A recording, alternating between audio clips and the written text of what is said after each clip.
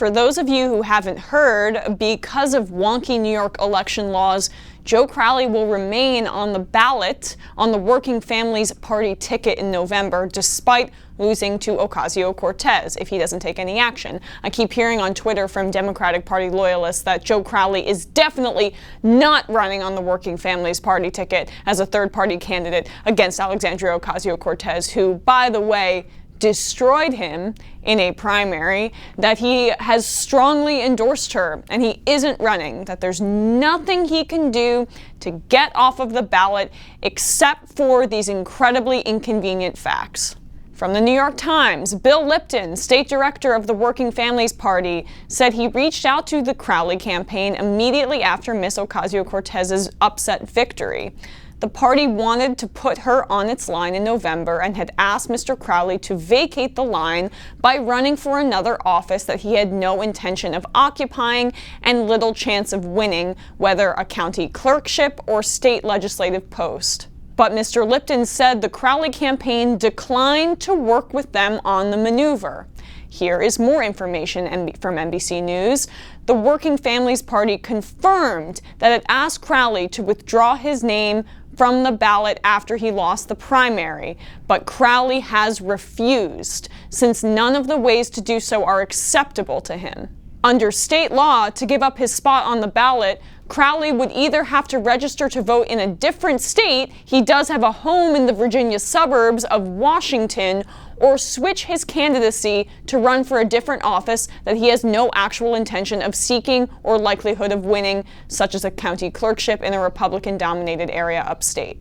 Is that clear enough for you, DNC fanboys and girls who are somehow suddenly defending a third-party candidate after basically calling Jill Stein the devil in 2016? Crowley has two options to get off the ballot. He can, 1, run for another tiny position that he won't win, or 2, register to vote in Virginia, where he actually lives, by the way. Crashing at your mom's house in New York doesn't count, Joe Crowley.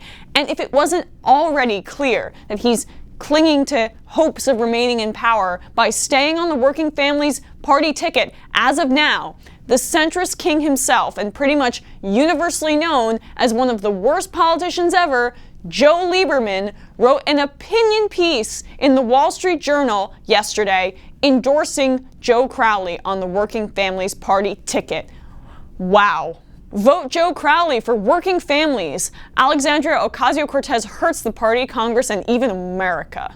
Because the policies Ms. Ocasio-Cortez advocates are so far from the mainstream, her election in November would make it harder for Congress to stop fighting and start fixing problems.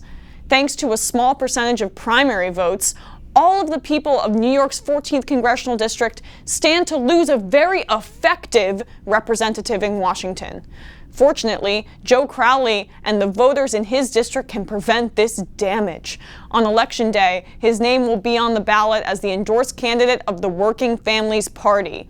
But for Mr. Crowley to have a chance at getting reelected, he will have to decide if he wants to remain an active candidate. I hope he does. Ms. Ocasio-Cortez didn't speak much about foreign policy during the primary, but when she did, it was from the DSA policy book, meaning support for socialist governments, even if they are dictatorial and corrupt, Venezuela, opposition to American leadership in the world, even to alleviate humanitarian disasters, Syria, and reflexive criticism of one of America's great democratic allies, Israel.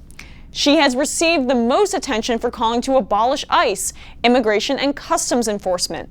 This makes no sense unless you no longer want any rules on immigration or customs to be enforced. Whew, okay, there is a lot to unpack here. First of all, I would like to applaud Senator Sherrod Brown for this comment on Joe Lieberman earlier in the year, which seems to ring true today. I don't know any Democrat who cares what Joe Lieberman thinks, to be honest with you. I really don't. Amen. So let's break down what Lieberman had to say piece by piece and why it's relevant. 1. Ocasio-Cortez's position are leftist. Yes, but so far outside the mainstream, the conservative estimate of Medicare for All as a policy position is that it's at 59% popularity. Other polls have it higher. get money out of politics with legislation? According to Gallup, 2/3 of Americans already support that, with zero media attention to the issue or a specific policy goal. Abolish ICE is a policy position that is just 2 months old, and it already has 43% of Democrats supporting it. Yes, it is unpopular in the mainstream, but again, it is months old.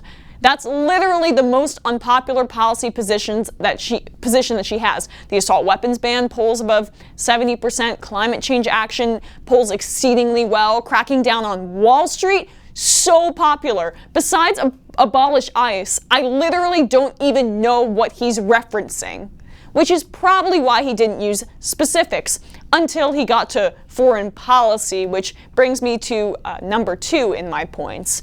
She supports socialist governments like Venezuela and their dictatorships. First of all, that's a right-wing fear-mongering trick, and she has not said that. She just hasn't. She opposes American leadership to alleviate humanitarian disasters in Syria. That's what he said. You mean she opposes military intervention in Syria? Because military intervention abroad and regime change has been a disaster in U.S. foreign policy for decades now, in part because of positions you supported, Joe Lieberman. We will get back to that in a second, but the Israel one really got me. Joe really thinks that a leader in the Democratic Party should be supporting an apartheid regime in Israel. And that's what the voters in NY14 care about, and that's why they should vote third party. I don't really have much else to say about that, just how disconnected could you be? But Joe Lieberman has absolutely no credibility to speak about anything at all in politics anymore, because these are the things he supported as a U.S. Senator.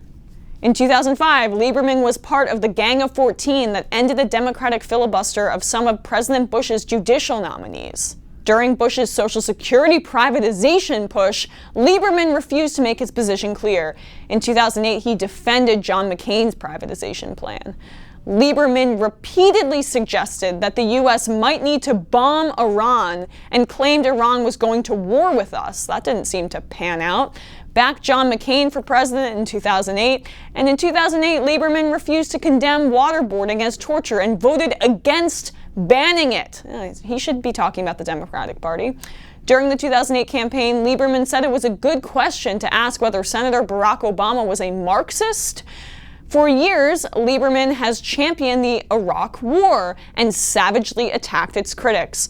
In October 2009, Lieberman announced that he would support a filibuster of healthcare reform if it contained a public option.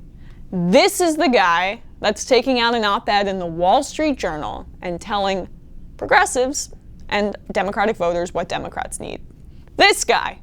And I don't have any evidence of this, but I wouldn't be surprised if Joe Crowley didn't know about this op-ed piece before it came out and was looking to see if there was any positive reaction to it so he could actually mount a third-party challenge. Well, it makes sense to use Democratic Party loyalist framing. If Crowley stays on the working families ticket, Lieberman and Crowley are traitors to the Democratic Party. They ran as third-party candidates. They're also both corporatists and delusional and power-hungry ego maniacs who love to hear themselves talk. So it would make sense that they would link arms. But this third-party challenge is not fake. I won't believe he's not running until he changes his registration and gets off the ballot, and until people like Joe Lieberman stop publicly endorsing him like this.